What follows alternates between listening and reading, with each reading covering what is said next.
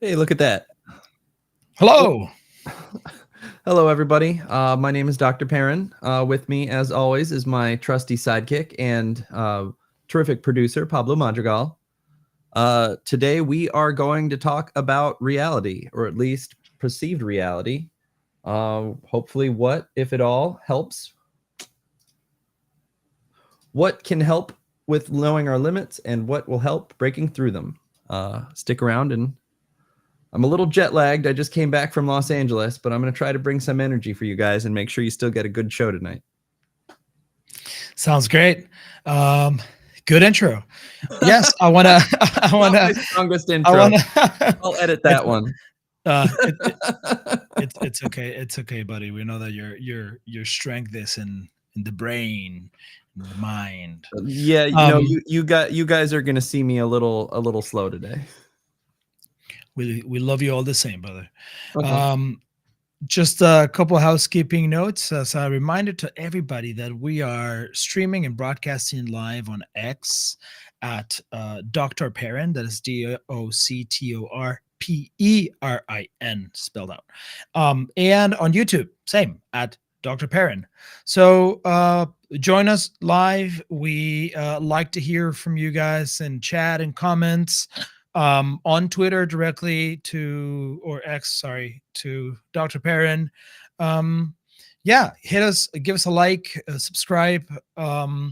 Yeah, if you're watching here in the future on the recorded version, definitely leave us a comment. Let us know what you think, and we will absolutely try to get back to everybody in time.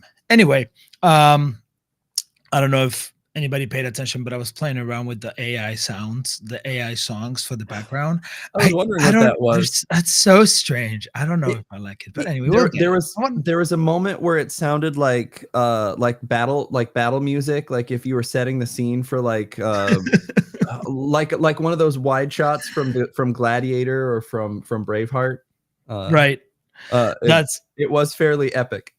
yeah. I don't know. And then I they don't come know. back to me. It cuts to me going, "Oh, Oh welcome Jesus Christ. everybody, welcome everybody to the show." Oh my god, yeah. I want to get some music in here, but I just have a hard time getting behind that AI. But until we're able to get some copyrighted stuff, Well, even then, I have a few colleagues who have their own shows that they're trying to get podcasts going on, and they use Spotify as a source, and apparently it's been flagging, even though they have even if they say here's the contract, here's the right, artist, right.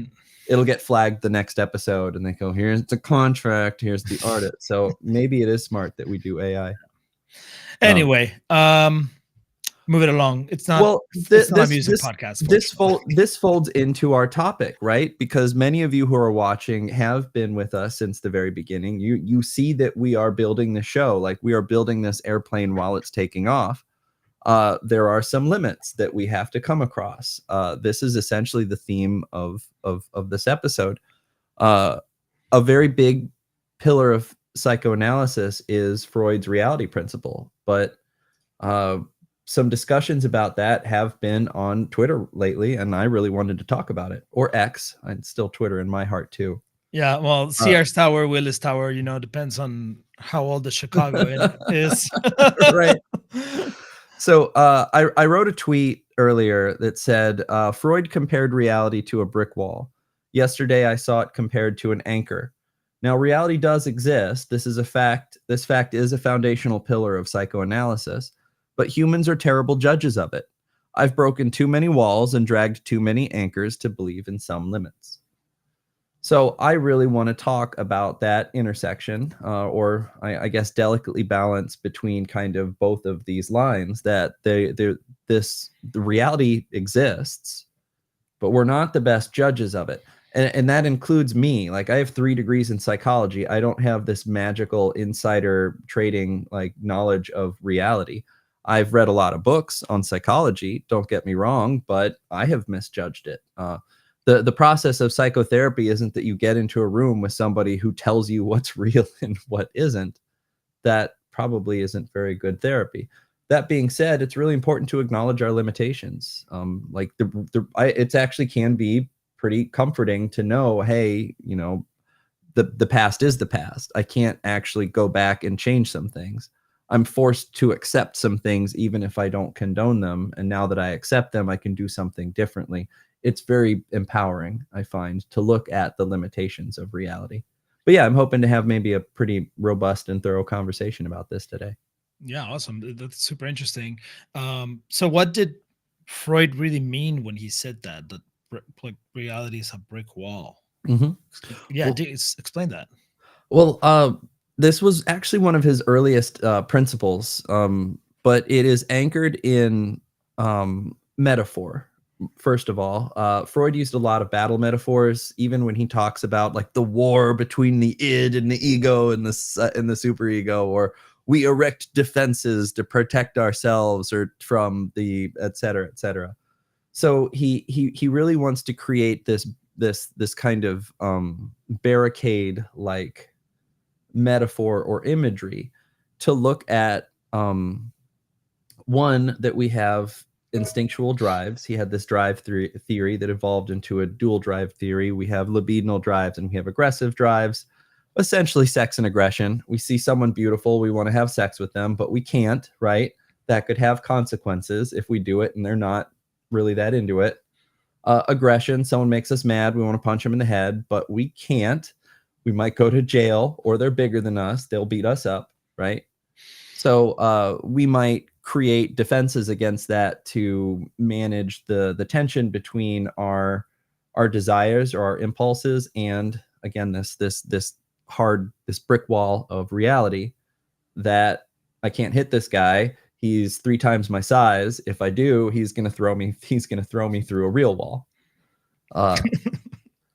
If someone's gonna sell, we've all known that one guy who's maybe had one too many beers. He thinks he's 10 foot tall and bulletproof, and he talks to someone at the bar, and we're like, no, he will kill you, and we won't help you. Like, get out of the bar now. Yeah. Sometimes we're trying to confront that, and they don't hear you. They don't hear you. They'll say, I don't care. I think I could take them, and I don't, et cetera, et cetera. Some people are not very good judges of that reality. And reality has a way of showing us. Reality has a way of showing us that we have tried to go beyond the scope of it. So this brick wall does that mean like the challenges that we face in life, that we run into in life, that we have, maybe the difference between expectation versus reality, right? Expectations versus, or what we hope and expect is going to happen in a certain situation, and what actually ends up going down. I think a good way to look at it would be maybe the intersection of certainty and fantasy. It's actually very unwise to be certain of anything. What's that Dunning-Kruger effect, where the less you know about a subject, the more you think you know about a subject. Right. There are Right. some things there are some things that are an inaccurate perception, but there are other things that are the physical universe. We can't breathe underwater. If you shoot someone, they will bleed. There are the big one that I think a lot of people wrestle with is that the past stopped. Like, the past is done. Like, you cannot undo things. You cannot unring a bell. When someone dies, they're not coming back to life. When you walk through one door, sometimes that means you close another, and that door will never open again. And no matter how much we want it, relationships end. How many people have refused to believe that a relationship is over, and they've chased or stalked their ex for years and years and years afterwards because they've never been able to get past it? It's really this intersection between certainty and fantasy, because we can be certain of things that are not real. So basically limits, right? Limits in life. And so how does accepting those limits can make us better, for example? Oh yeah, it can actually be a matter of integration. Gosh, it can be very liberating. I actually think it takes a lot of pressure off my plate to know that there are some things that I can't control. versus the person who does try to come up with every potential outcome of the future, and they're just anxious all the time, and they're not able to enjoy themselves. If you really let your imagination go wild, you're going to come up with, what if this happens? What if that happens? What if this happens? What if that happens? And if you're able to actually take a really authentic look in the mirror and go, I actually don't know what's going to happen. Probably it's going to be one of these top 3 things. And if it's not, I probably wouldn't guess it if I spent an hour trying to anticipate the future. So I'm just going to stop, right? I'm going to actually touch grass and enjoy my day instead of try to worry about it. In many ways, it can be kind of freeing. We give up kind of the fantasy that we can control the future. Yeah. And so that also, kind of makes me think that you can actually run into walls in your life, no? Yes. That you were not quite expecting. I mean, it happens every day, probably. Reality has Just a way of different degrees. bursting our bubbles of fantasy. Yeah. So avoiding reality too, right? I mean, that's I'm sure that's a behavior that a lot of people have. Well, I can make an argument for avoidance as one of these forms of defending against the pain, or defending against that tension that comes from knowing that we can't influence some things, or we can't control some things. I think fantasy is in many ways a way of controlling an uncertain future, but in many ways it can be a way of avoiding the future. Delusion, in many ways, people can find comfort in delusion. Oh, the reason the relationship didn't work out is because my boyfriend was a narcissist and it was all his fault, and that there's something fundamentally bad with him. It was nothing that I contributed to the relationship whatsoever. And then they go into the next relationship and wreck the exact same havoc there. A lot of times it's actually kind of painful to take that look in the mirror and look at our limitations. We're not talented. We're not good at everything. Maybe we're not beautiful. Maybe we're not smart. Even if we're beautiful but we're not smart, or we're smart but we're not beautiful, we're gonna focus on, no, I want maybe everything, or I feel like I'm losing my point here. But very often people can lean into delusion as a way to find comfort, but to avoid the pain of reality, which is that we aren't the main character. We aren't the main character of the world. We actually share this world with others. And in the grand scheme of things, some people are better at things than us in a lot of ways. And that doesn't take away from who we are, or it shouldn't take away from what we are good at or what we can contribute to the world. You also compared reality to an anchor instead of a wall. What's up with that? Oh, so this came from a tweet from a colleague of mine, and she was framing this through a conversation in being in humility.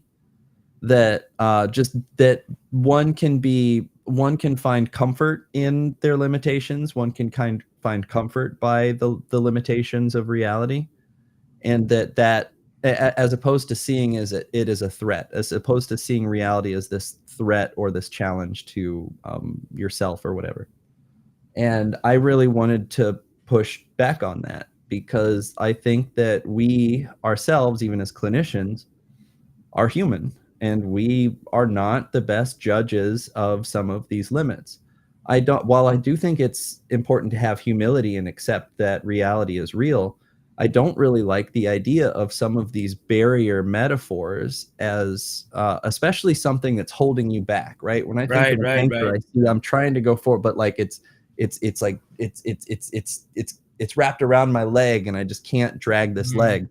Well, I have been mad before. And I want to be very transparent about this. Like I have been angry and aggressive to the point where I use that energy, that action hunger, to just crush goals, to just dominate at something and actually achieve, to get something that I thought was worth it, at the expense of a great deal of frustration and annoyance, but it required a significant amount of perseverance in which being able to tap into anger, we overcome what we may have perceived as limitations that we may not have been able to do if we didn't actually tap into our own aggression against the world.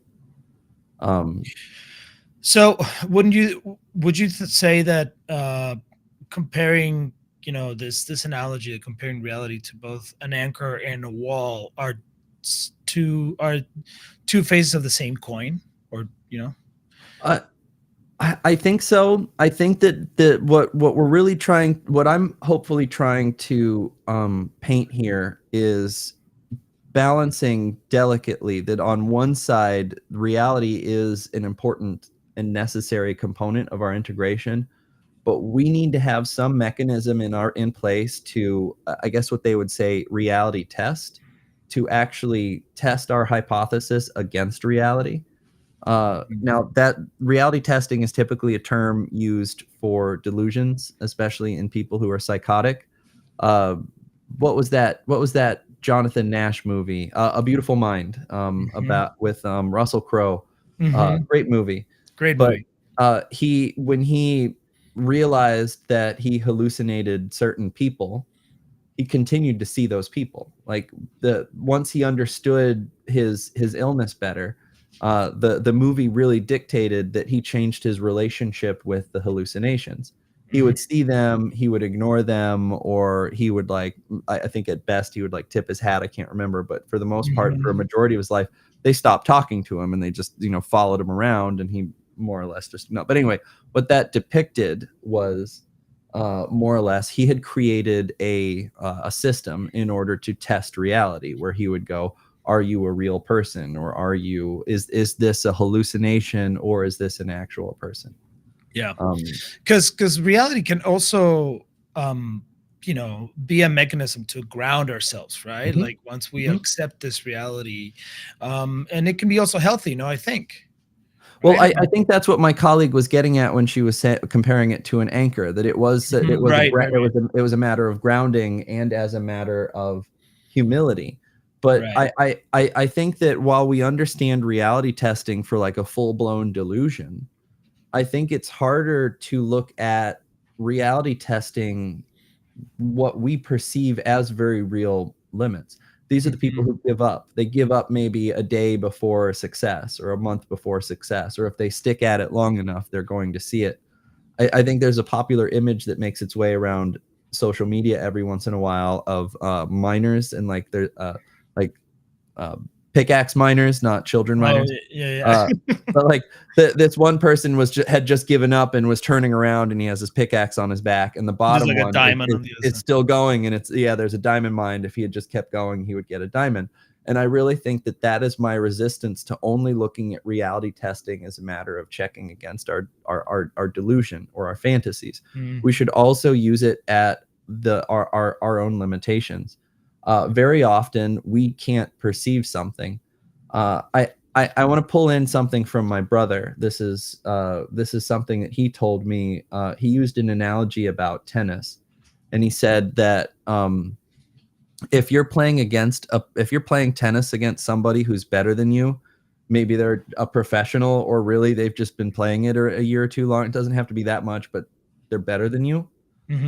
You can't actually perceive how or why they're better than you. You can guess that they are, or you can tell that they are, they're winning, they're beating you, but you can't entirely articulate why.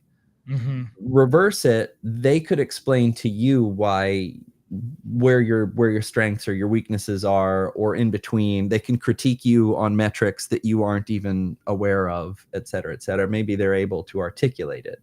And it's not that you're incapable. It's not that if you put as much time as they did, or if you had the instruction or education that they did, that you also would be able to evaluate and measure skill in that way. It's just you haven't done it yet. So your perception of your limits is actually kind of blurry and inaccurate.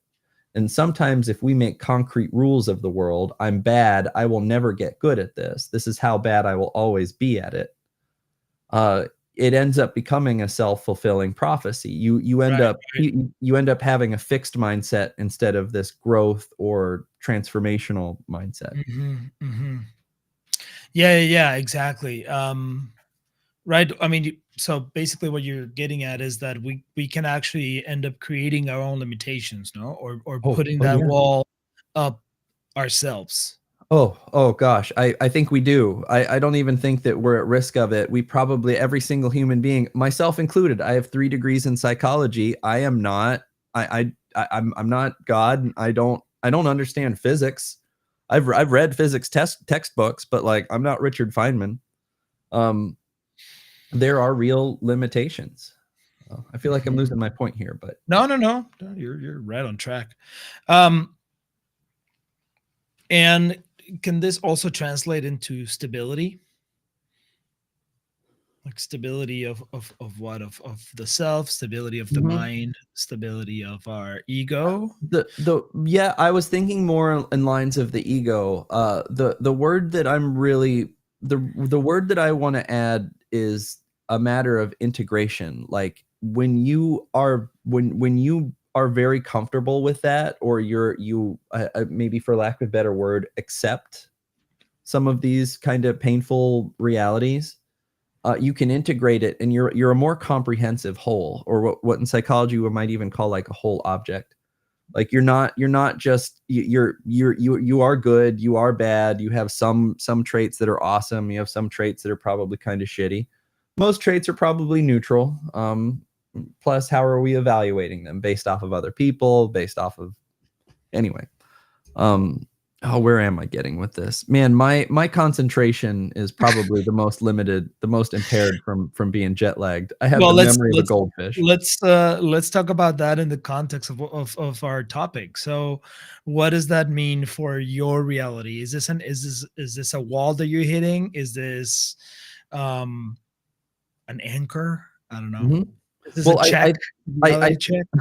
well, I would say that this is a very real limit. I've actually it reminds me of a time when I was in grad school. I think I was taking a biological bases of behavior course, and we were talking about the impairment of sleep. And I had pulled an all-nighter studying for this exam. So when I showed up the next morning, I looked like this, and I was distraught. And my professor said, "What wrong?" And I said, "What's wrong?" And I said, "I can explain in detail all of the ways that I'm impaired to take this exam." And that it's scary to know how limited and impaired I am in this moment. That's But I had to accept it. What was I gonna do? Not take that test and take the F? If I knew that I was going to get a couple questions wrong because I wasn't at my best, I accepted and I took those hits. So when I inevitably did not get a 100%, I wasn't distraught. I was a little bit Mhm. more okay with it because of some of my choices. Mhm. So it's more of an integration. I say I accept my limitations. Am I going to work hard to overcome them? Yeah. I'm going to try to bring some energy because the show's got to go on. We have people watching this. I don't want to disappoint you guys. So I'm gonna drag that anchor a little bit to just get just a little bit more out of myself, as opposed to just resigning that, oh, go forget it, guys. I'm just tanked. You're you're not getting anything from me. Um, so how can we, let's see, what I'm trying to really formulate this question. How can we identify when our reality becomes this anchor and it's holding us back? How can we see that it that and what is the course forward? How can we solve that? Mhm. Good question.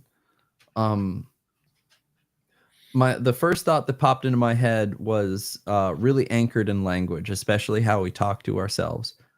Can't is probably a big flag, but I think the most destructive word in the English language is the word should. Hmm. I've said this before. It's probably going to be a recurring theme in this show, but Well, you've said um, this. You've said it before, but I don't think you've ever really dug into why that is. Why don't you explain why that word should is so dangerous? Well, this falls kind of within the realm of what Freud would call the superego, the part of ourselves that is really anchored in what social expectations are, morality, expectations. It really develops with our early authoritarian relationships or authoritative relationships, authorities, our parents, our teachers, our coaches, very often they set the idea for this is the ideal. Religion, right? Typically, every religion has a prophet who brought the word or the principles of how to act or how to be a moral person, and that becomes kind of this ideal. Strive to be like this or that, person. So we end up creating sort of this bar of expectation. And then, there's who we may actually be, our actual self. And that difference between the two of us, we can feel that as pain. Now, what we do with it can really matter. If we use that pain as energy to improve ourselves, great. We can use it to accomplish goals. Will we actually reach that? Maybe we're going to constantly get better, but there's going to be a point where we're going to hit that zone of diminishing returns. Reality kicks in. Not a lot of professional athletes after 50 playing in. When was the last time you saw a 50-year-old in the NFL? Probably not. There's a very real limitation. Now, are there really athletic 50-year-olds? Of course. There's incredibly fit. There are athletic 70-year-olds, 80-year-olds, and 90-year-olds. But you hit these diminishing returns. You're working harder for fewer returns, and you're fighting against real degradation of physiological limits. So how does should come in play? Well, a lot of times when we feel that difference between our ego ideal and our actual self, we can feel that as inadequacy, and that comes up as a psychic energy that we again have to defend against. And one way that we can defend against it is we can put down a wall. We can say it feels bad because I am actually being blocked by reality. Reality is preventing me from achieving this. And therefore, there's nothing I can do about it. I'm bad and I'm inadequate. Very often, people then will turn that energy in on themselves, and it can be very destructive. And it doesn't help them. It doesn't actually propel them. They don't use it to accomplish their goals or overcome a hardship or a very real barrier that you have to spend a lot of time chipping away at to understand it. They are going to turn around and they're going to walk away, and they're going to become depressed. In fact, sometimes their identity can be built around some of their failures. You drop out of medical school because maybe you didn't work very hard enough, and then that becomes a part of your identity that, oh, I'm a dropout, I'm a failure, I'm not good at studying, as opposed to sitting down and discovering new ways to work hard at it, maybe pursuing something else, but using that same skill that you didn't think that you had to accomplish another goal, if I'm making any sense.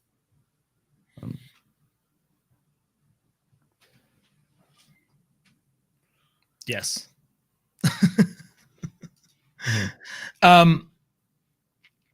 Interesting.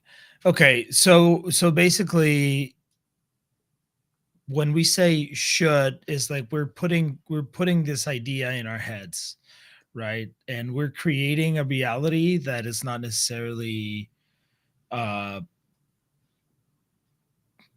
real, right? It's not necessarily true, right? We and is that kind of like a distortion of our perception, right? That this should be, I should be able to do this, I should be able to accomplish that, but there's nothing that really there's no proof to support that, right? Is that kind of what I'm getting at? I'm wrestling with this. I'm wrestling with this with you. I think the dark side of should can also show up in some of their cousins, like must. I think can't, the negatives shouldn't also are applying here. Like we can come up with these we can use very complicated logic to believe very illogical things with why. Why should you? Why shouldn't you? Why can you? Why can't you? And it is that meaning making that sometimes that we create almost symbolically. This is that wall. This is that anchor. I am being held back by, oh, it's because my girlfriend, the reason I'm not successful is because she doesn't believe in me, or because my parents didn't hug me, or whatever, right? Almost this external thing. The reason why I'm not being successful is because of these other people or these other situations. Oh, it's because of my past. I had a traumatic childhood, so I could never go to college, or I could never apply to this long shot job out in Los Angeles, right? There are Mhm. these there are these things where we start telling ourselves that because I have this very real limitation, I shouldn't even try. I Mhm. should stay home. I should just give up. I should focus on something more realistic, Mhm. i.e., let me lower the bar, let me lower the bar. When that may not be an accurate assessment, or certainly not a helpful assessment of the situation. So how can we turn that around? And what is the inverse of that um mentality? Well, I think this is that delicate balance between knowing if this is actual reality, or is this the perceived reality. And the best way to do that is to create some degree of reality testing. Like, you need to be able to check, even if it's a matter of triangulating with a trusted peer, or maybe somebody who does have a trait or a skill that you're trying to develop. Like in this tennis example, to actually go up to that person and say, hey, you're better than me. How about you give me a little bit of feedback? Where do I need to improve? And they'll say, your backswing's terrible. And I say, oh, what's a backswing? Right. And they'll be able to tell me, and I get to improve. But it's because I used this sort of triangulation, or I ping someone else who I might trust to give me that kind of informational feedback. Um, it doesn't have to be reaching out to another person. It could be metrics. You could come up with a way to measure your improvement. And it actually can be remarkable if you write down, let's say, the gym is a really good example of this, right? Because there are tons of people who don't track their progress. They just go in, they maybe amble from one machine to a next, they get a couple exercise and they go home. They actually don't know how they're improving. Sure, if they stick with it for, 3 months, 6 months, 2 years, are they going to get in better shape? Sure, maybe. But if they actually sat down and they tracked it, I did this exercise this many times, this many sets, this many reps, this much weight, maybe a little qualitative thing like, I think I could go one more, but I wasn't feeling it right. You then over time look back at your metrics, and you actually get to see it over time. You get to see that slow change. Or you plateau for a while and you have to go back to the drawing board and try about 7 or 8 different things before you start getting better again. Or you start getting worse, and you look at your data to say, what did I change? What's going on that's leading to this change? But because you're actually getting that visual feedback, you're actually gonna be a little bit more aligned with this developmental process. So I'm ADHD. One of the things that I struggle with is that delayed gratification. I want to do things now, right? Mhm. Mhm. So this is the kind of data that's really helpful for me, because it helps me manage the frustration of, why am I not already great at this? Why is the Living Well show already not at the number to, top 10 podcasts in the country? Well, because we haven't learned how to make that good of a podcast yet. I Mhm. actually don't know 90% of what some of these top 10 podcasters do on how to actually make a podcast. But gosh, if we stuck with this long enough, and we continue tracking some of these things, we might be able to make more informed decisions, both informed by reality, but also able to test what we might think our limitations are. Mhm. Yeah. And if you guys listening want to help our reality, If let you're us one of know the what you top 10 think. podcasters and you'd like to If you mentor or coach us, yeah. please reach out. Yeah, let us know what you think, and let us know how we can improve and do better. Oh yeah. It's always good to know. So it sounds to me that we just as humans in general are terrible at getting reality right. Right. I mean, even the smartest people, like the high um oh my god, high function, no, what is High IQ. no, oh my god, we did an episode. Oh, um I know what you're talking about now. High, Why is it? yeah, high achievers, high Yeah. achieving individuals. Uh-huh. Oh yeah. Yes. Well, um very often you. Well, I think this is actually an interesting direction. I hadn't really planned to go in this idea, but there's a theorist that I love, Jacob Levi Moreno, who even goes beyond, and he uses the concept of the surplus reality, different from fantasy, where we're imagining it, but in many ways we are co-creating reality. What I mean by that is that, oh gosh, I can go in 1,000 directions with this. Give me a second.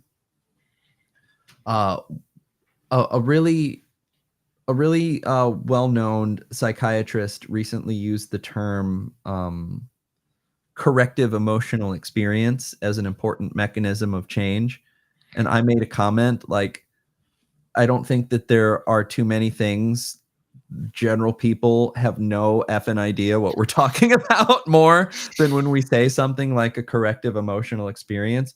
What does that look like? Well, sometimes it looks like, talk about your childhood trauma, and okay, what did you actually need in that moment?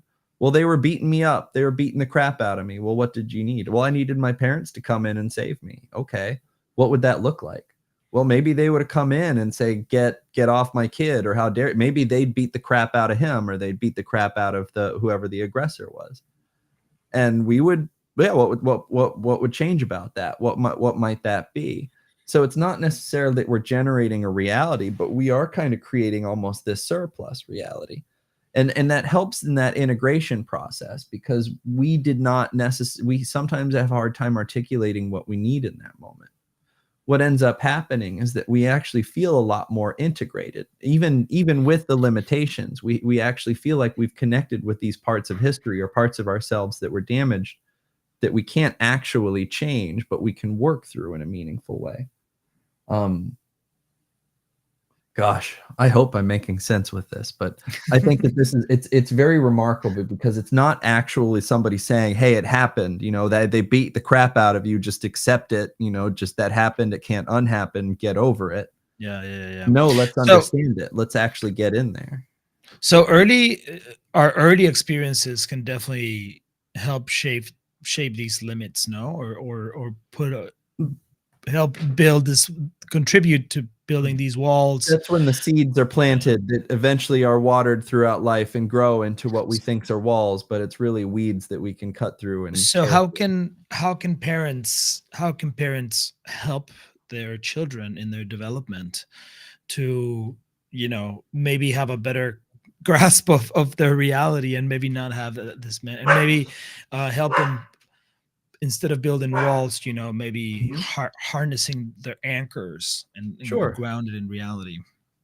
I I don't know if I can do enough justice describing this, but it's a subtle thing, but building up just a little bit of resilience in your kid, or just the right amount, just the right amount of resilience in your kid.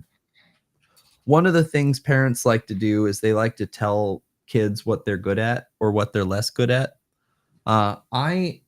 I think it's more important, even when they succeed at something, that you reflect the effort it took for you to achieve that. Like, wow, you worked really hard on that. You didn't give up. You tried 3 different times before you finally got to that outcome. Way to stick through it. Because that creates some degree of, let me try, let me go one step further. One thing that I do like to encourage, though, is if you do hit a limit, physical injury is a really popular one. If Mhm. your kid falls and skins their knee, really popular, really common childhood experience, that you are able to say, hey, that is that's a limit. We're going to stop riding our bikes. Like, we're going to go home and we're going to wash this off, and you're going to, we're going to put a bandage on it, and we're just going to stay off of it. oh, but I feel better now, I want to go out and play. We have to let it heal. That's gonna hurt for a couple of days, to just start laying the seeds for, like, there are some limits of reality. But you really need to be able to dance both sides. Let them know when to quit, when it's okay to quit, when actually pursuing further will harm you, will cause further harm, that it's actually successful. It is a good thing to walk away and turn around, forget about Mhm, those diamonds. And when mhm, to just go, hey, maybe we just don't understand it well enough. Let's keep looking at the wall. Let's keep looking at this anchor. Let's maybe walk around it. Let's maybe see if it responds to sound or hammer. mhm. Maybe it's gonna Um, chip. Maybe we're gonna change it. right, right. But we have a really interesting comment here on X. Yeah. Yeah. Do you want to read it, or do you want? Read it to me. I don't have this up yet. Okay, sounds good. Reality testing is the single most valuable thing I've learned in therapy. I can't even describe how much it has helped me. I learned in the context of OCD, but it Mhm. was helpful in my life overall. Two, I think a lot of that I won't even try comes from an extreme fear of failing.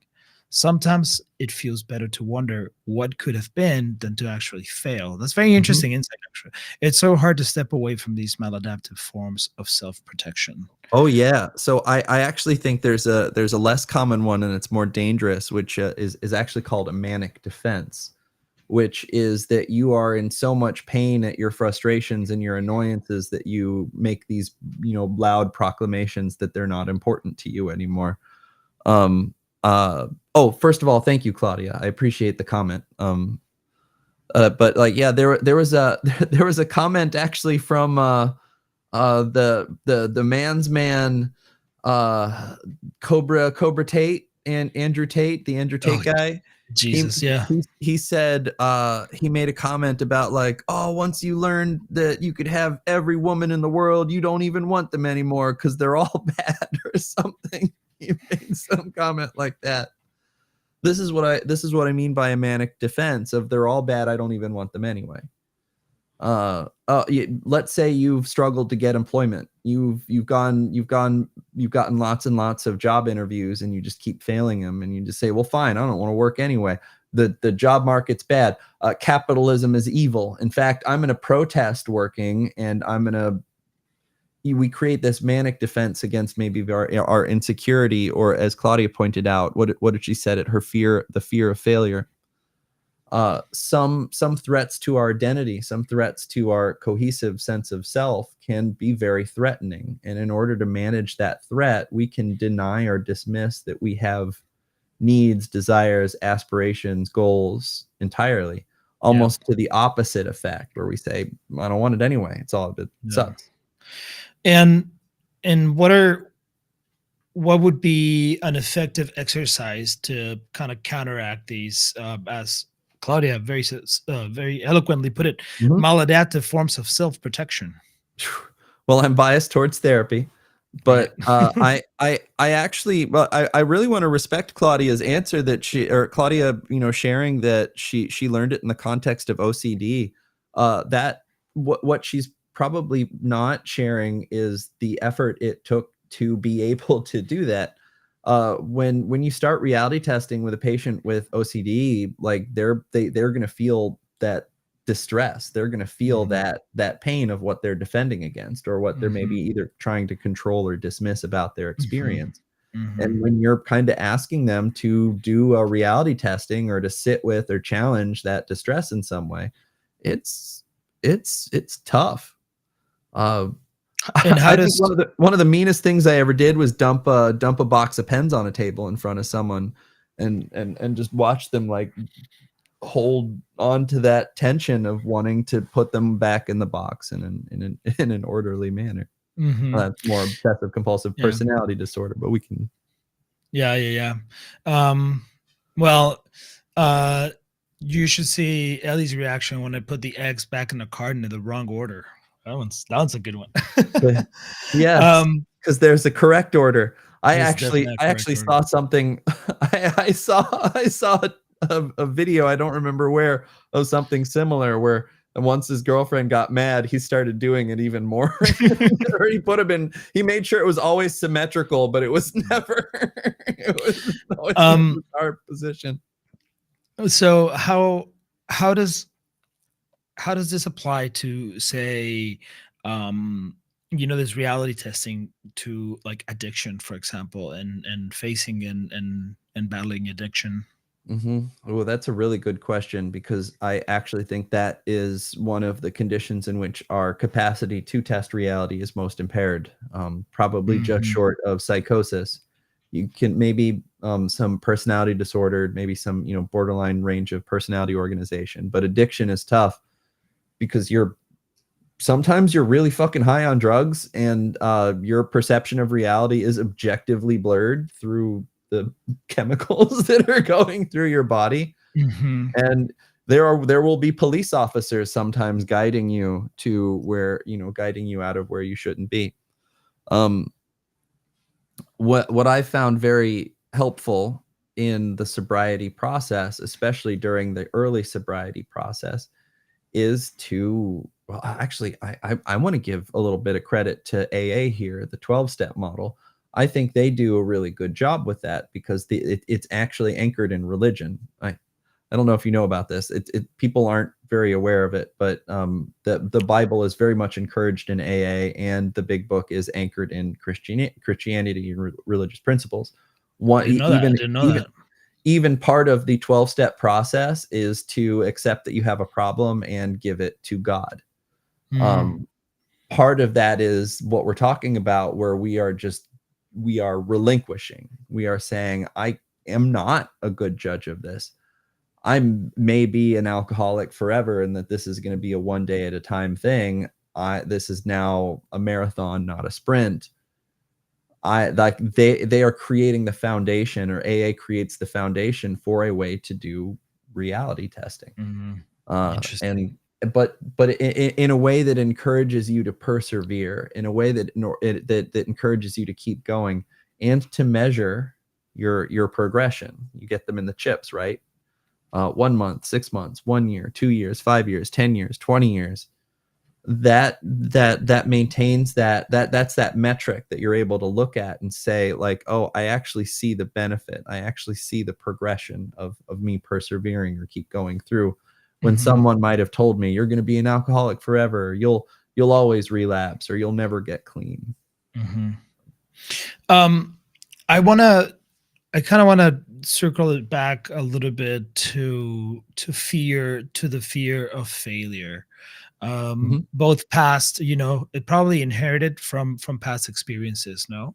And then um what are things and techniques, or I don't know how you would call it, that we can do to kind of reprogram that in our brains.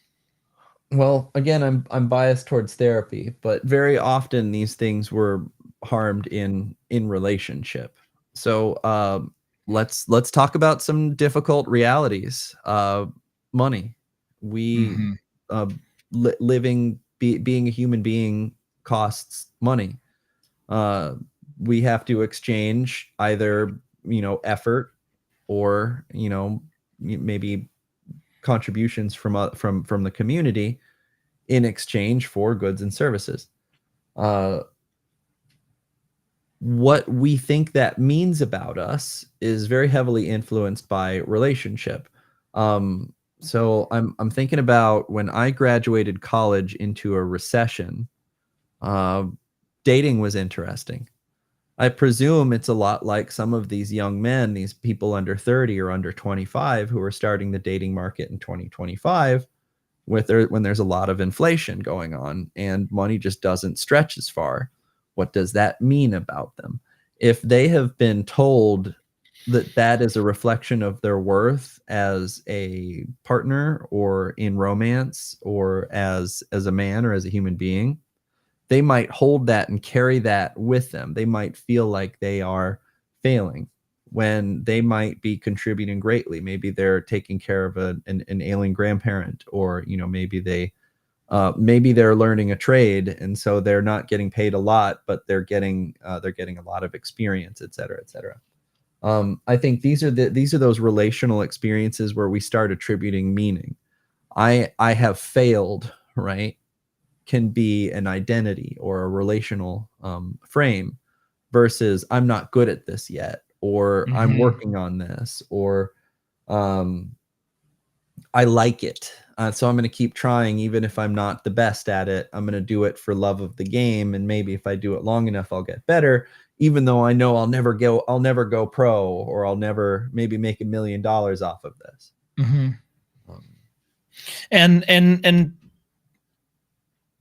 then breaking those walls, um, then can change people and how they see themselves. No, it can change the perception of yourself. mhm. Um, but I guess my question is, what can we do, outside of therapy to help us break down those walls? I can take a page from our last session, and I think this is one of the benefits of manufacturing or putting yourself in positions to do hard things, to choose Oh, difficult yeah. hobbies, or put yourself in positions to overcome something difficult. Basic combat training, Army basic combat training, is such a psychological experience for this example. Uh, you probably have an image in your head of what Army basic combat training is like. I had an idea what basic was going to be like, and I went into it, and in some ways it was harder, in other ways it was easier. But part of that process is to overcome or challenge what your perceived limitations are. It's best exemplified by, at least when I was going through, there was a 12-mile ruck march, and a 12-mile ruck march. And it's a symbolic tradition. Everyone does it. It's paced. You put a whole bunch of weight in your bag, and you carry it with you, and it's painful. Like, you have blood in your boots. Like, they have medics. Some people faint. Like, they get heat stroke and they pass out. A very small number, mind you. Maybe 1 to 4 people will fall out of whatever your platoon or your company march number is, which can maybe be 1 to 200 people, or usually 30 to 200 people for the ruck march. And at the end of it, you feel incredible, because the whole time you're going, I don't know if I can do this. I don't know if I can do this. I don't know if I can do this. Oh, this hurts. Oh, this is painful. Oh, Steve just fell out, or Jenkins just fell out. And then you make it, and you actually question, wow, I didn't think I can do that, but if I did, what else can I do? And Right. Yeah. that carries over. In fact, that is pretty much the anchor of every single tradition in basic Army combat. Even the gas chamber, the infamous gas chamber, where you go in with your gas mask and you take it off and you come out. It doesn't kill you. You overcome it, and you go, and by having survived it, you integrate that experience. And again, it creates a spark, an inception of an idea. If I could Mhm. survive this, if I didn't think I could do it and I did, what else can I accomplish? And that's the Mhm. mentality that people go to war with. They end up going on 80-mile rucks, 120-mile rucks, behind enemy lines in combat, both ways. Looks like And these, what's that? Oh, here we go. Oh, I didn't mean to cut you off. I just, now that I had chat open, I Oh, saw yeah. it out of the corner of my eye. Yeah, I mentioned earlier that what Claudia was probably respectfully not adding was that it took a long time. It was not probably a one and done thing. This comment, she says, it did not take 1 month or 3 months or 6 months. It took years, in all caps, to emphasize, of therapy, to be able to feel in control of these reality testing strategies. Yeah. It's like data points. Like, you need to be able to collect Mhm. these data points, and that includes failures, that includes setbacks, that includes the walls and the anchors, because the more data points you have, the more aligned with reality you are. And I think that's the key component here, is that Yeah. you will never know or achieve or comprehend, for like you're some demigod who can objectively evaluate the universe. But the more data points you have, the closer you're going to get to it. And maybe it'll never touch. It may never touch, but you can just get closer and closer and closer the way you continue to get data points. But the more data points you get, as Claudia, I think, is pointing out here, the more confidence you get in your strategies of reality testing, or of actually knowing it, what is good, or what can, if I give myself just and one. then she also mentions quitting at first because the expected results were not showing up as quickly as she was expecting, right? But once it's just repetition and just do, and then I think being self-aware and being aware that it's gonna take time, and you have to try further and more, and it's not going to happen right away. You start collecting these data points that you're mentioning. I'm gonna get a little tough here. So, like, respectfully, like, this is an embrace the suck kind of military mentality. What Claudia is describing is painful. Like, it sucks.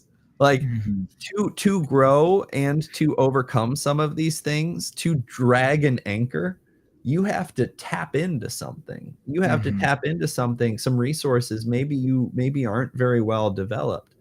And one of the ways to tap into that is anger. And that is one of the emotions that a lot of people think are verboten. There's no benefit to it. Don't connect with it. Don't share with it. Certainly don't act on it. The behavior of anger, aggression, it's damaging. It ruins relationships. It ruins reputations. Don't do it. But this is that use of that energy, that hunger that comes with anger, with rage, or in this case, frustration. I want to get good at this now. Right. Yeah. You've seen this in me with video games, playing on very hard difficulties, where I start getting frustrated and angry, and you said, hey, maybe take a break. And I'm going to get like, no, I'm mad, because I'm trying to use that energy to overcome something that I don't understand yet. I have hit a wall, and I could say, I'm not good at it, let me quit. Or I could keep at it until suddenly hard mode's easy. Speaking of games, Lord of the Balance, I like that name, is asking, how would you apply complexity and game theories to building these strategies? Oh, yeah. Okay, good question. Honestly, I like to go to the OG B.F. Skinner, father of behaviorism, father of American behaviorism. You break it down to its most simple parts. Like, what is the path of least resistance? What is the easiest thing I could do right now that's maybe harder, or will challenge me, or will put me outside of my comfort zone in a way that I'm maybe challenging my ideas? It doesn't have to be this big, giant, profound thing. Like, if you have OCD, you don't have to make like this really, grand, dramatic gesture. You can start with baby steps. You can start with making yourself mildly uncomfortable. And then over time, with repetition, you develop that mastery.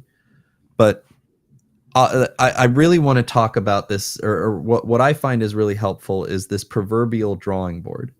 That so long as you have, or you are aware that there is a proverbial drawing board, that when you hit setbacks, or there are frustrations, or even abject failures, that you go back to the drawing board and you go, what worked well?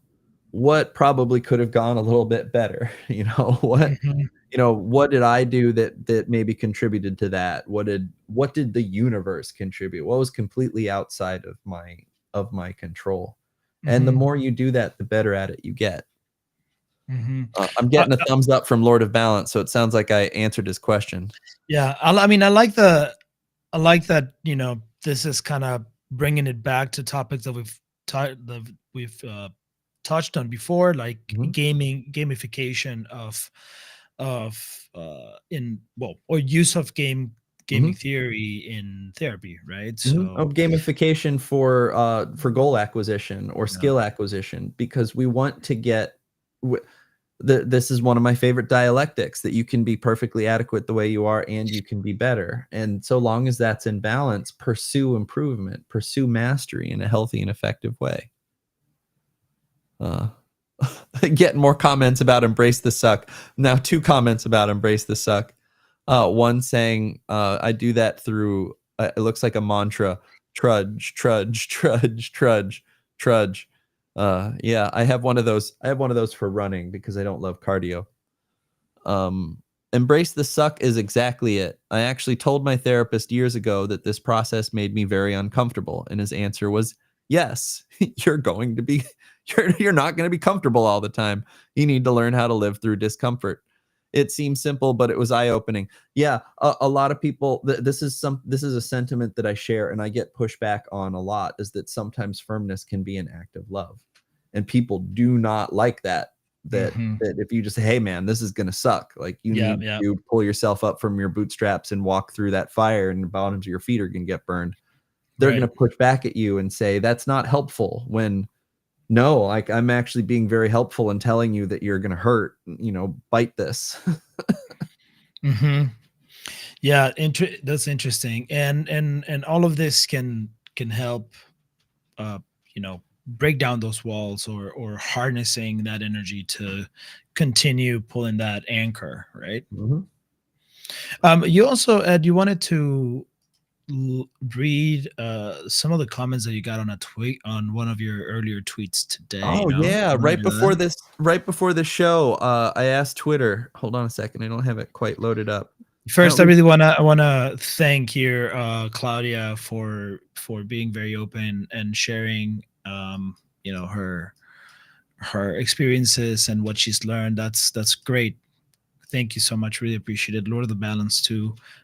We love this engagement. It really helps us, continue forward, and we love to see that people are actually enjoying these conversations. So thank you so much, guys. Yeah, my overall goal, my dream, is to be able to platform the people who I think are smarter than me and have much more depth of experience in theory than I do. But in order to do that, I have to put the camera on myself to talk about those things. So yeah, the less I have to talk, and the more I get, stuff from you guys that I can work with, the happier I am. Well, I have bad news for you, brother. But this is you're the host of this show. You're the star of this show. You're gonna have to talk whether you want it or not. Yep. I'll figure that out.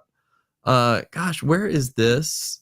It's yeah. Oh, here it is. Okay, I wrote, my middle school counselor told me that I would never go to college, which is true.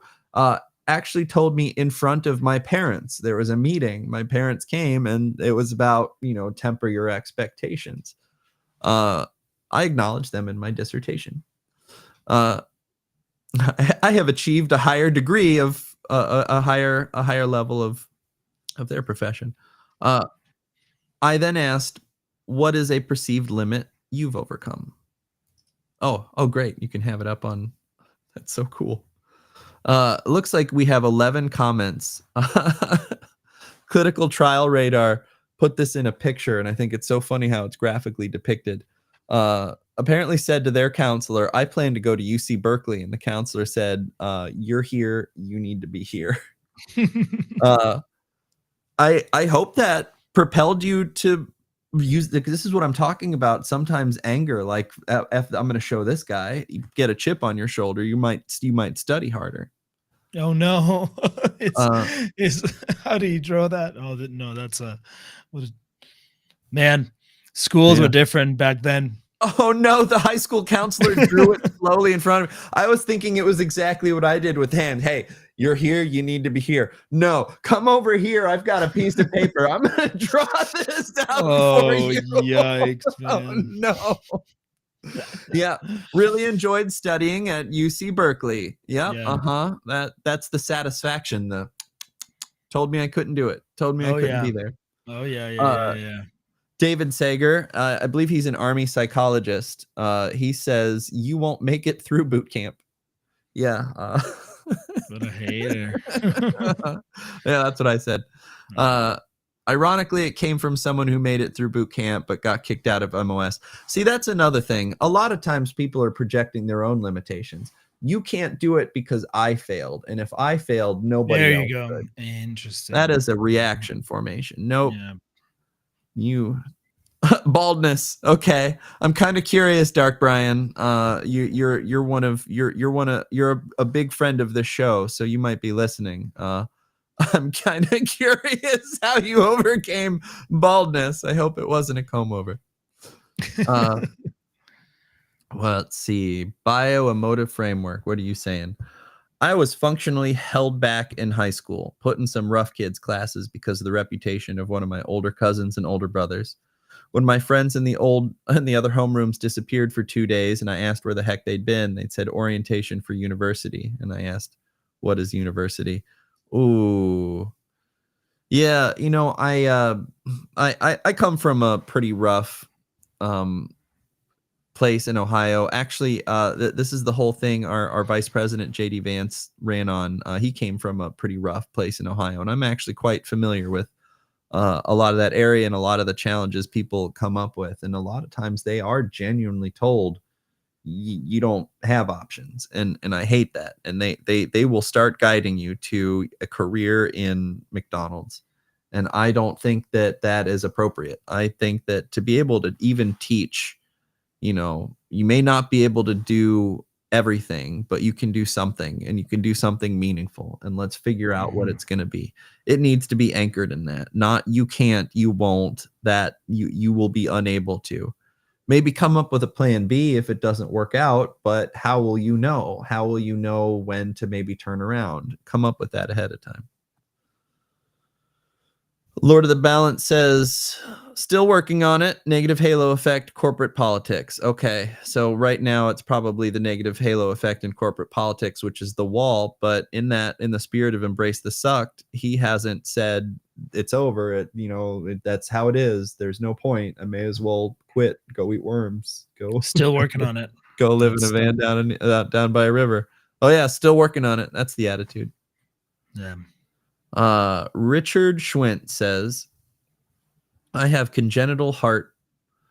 I was kind of expected to die or be mentally handicapped. Living a good life with CHD involves both mental and physical challenges. No, I didn't know that. I've interacted with Richard a few times on social media. He must have lived a pretty good life. I think he's older than I am. So if he was expected to die or be mentally handicapped, yeah, that is a pretty big one. Honestly, those are some of my favorite stories. How many times have you heard a story from somebody that said, they weren't expected to make it? I think my grandmother, my maternal grandmother, was given 6 months to live, and I think she got 2 more years. I like that. I like that chutzpah. Yeah. Lord of the Balance just added a little bit to still working on it. He said that and learned helplessness. Mm-hmm. Oh yeah. Learned helplessness is probably why I had such a frustration to comparing reality to an anchor. Because when I hear reality to something dragging you from behind, my thought is, I think that's learned. I don't think an anchor is real. You can drag an anchor. Sometimes you can break through a wall, sometimes you can't. But an anchor, I would question that. Is that something that has been learned? Have we given up? Is this more acquiescence than a real evaluations of one's ability? And unfortunately, I think there are lots of things in this world, in this political climate, and even in the American education system that just create or develop learned helplessness, and we almost have to overcome that. I wish everyone who grew up with ADHD or was given an ADHD diagnosis, once they're around 25, 26, 28 years old, when their brain has, because the brain develops asynchronously, by about that time, those regions of the brains have matured, but we still believe in some limitations. And I think everyone needs to be able to challenge or reevaluate what limitations they thought they had when they were children. Let's see. I think we have 2 more, and then maybe we should wind down. Dr. Divs, looking back, do you think this was motivation for you? Also, nice touch for acknowledging them in the dissertation. Okay, so referencing that guy. Oh yes, Oh, it was. I was mad, and I don't want to underestimate that. Like, I used that anger as fuel, not just to get into college, but to continue my academic pursuits, because I chose a major that you can't really do squat with a bachelor's degree, and because I had to be angry at making that decision, it propelled me to getting 2 more degrees in the subject. Mm-hmm. All right. Yeah. Do Oh, you have one more? yeah, I have or? one more, but what were you going to say? No. I mean, I was just gonna share my response to this. Would be what it would be. You probably remember this when I was still working at that steakhouse in the Tribune Tower, and I told the head chef that I wanted to try my hand at the front of the house because I wanted to, I don't know, maybe learn how to bartend or something like that. And he was like, Mhm. "You're not gonna do that. What you're a cook. Like you're not gonna do that. You're not gonna be out there with those assholes," is what he said. Yeah. I'm like, okay. And then lo and behold, I here we I are, I beverage watched director at places, I at Michelin star watched that. places. I watched that. I had the privilege of watching the developmental trajectory, which Yeah. I've been really hoping that I'm describing well enough by looking at these data points. It's easy if you can make it like quantitative, like numerical, but sometimes it's not. Sometimes you need to take a step back, or that view from 3,000 or from 30,000 feet, and look at, okay, it started with, you started as like a bar back. Like, you had to come in and pick up glasses to rinse off. That was the extent of your responsibility. You worked up to bartender. You worked up to head bartender. You worked up to beverage director. You've moved up to corporate beverage program development, sales, all of it, because you used everything as kind of a ladder. There was like a foundation, and everything you built on top of that foundation helped you develop that. Kind of like that tennis metaphor. When you asked that question, you probably couldn't comprehend the job that you're doing right now. Mm-hmm. Oh yeah, 100%. Oh, absolutely. Yeah. Mhm. Did you All right. wanna Yeah, read one one last more? comment, and then let's maybe wrap it down. LJ Murphy says, people have told me since childhood, quite despairingly, that I overthink things, in scare quotes. You're overthinking. Yep. I finally realized my perceptiveness, logic, and analytical precision are talents to be harnessed and formalized, not suppressed due to shame. Yes, and this is a sentiment that I like to punctuate by saying, if I was putting together a team, I would want at least one person with a subclinical anxiety disorder, because they are going to anticipate problems that have never occurred to me. I love overthinkers. Just as I would hire somebody who's really lazy, I want the laziest, most creative SOB on my team, because he's going to come up with shortcuts. He's going to find ways to make systems more efficient and more effective that I think go downstream to everybody else on the team. No, a lot of times when people give you feedback, they are telling you something about yourself, and maybe they are projecting their evaluation of what it might mean. Fuck that. Sometimes there's a strength there, and you can develop it. And if you can qualify it, and you can turn it into a goal. Oh yeah. Oh, there are some limits that I just have a hard time believing are real. Mm-hmm. I think that's probably my mic drop, if Yeah, I have one. that's a good one. That's a clip right there. Sure. Well, this has been a lot of fun, and I am really thrilled about seeing all this action in chat. Thank you guys for your participation. Really means a lot to us. Yeah, heck yeah, guys. Thank you. Yeah. Right on. Pablo, So take yeah, us home. let's do it. Thank you everybody for tuning in to the Living Well show here, brought to you by the Hopewell Institute. Helpful, nifty little banner in the bottom if you for more information. Quick reminder, everybody, that we broadcast and stream live from X and YouTube every Monday. Around the same time, let's call it what time is We it? aim for 7:15. 7:15 Eastern. And yeah, so again, if you're watching this in the future, the recorded version, give it a like. Let us know what you think in the comments. Subscribe to the channel.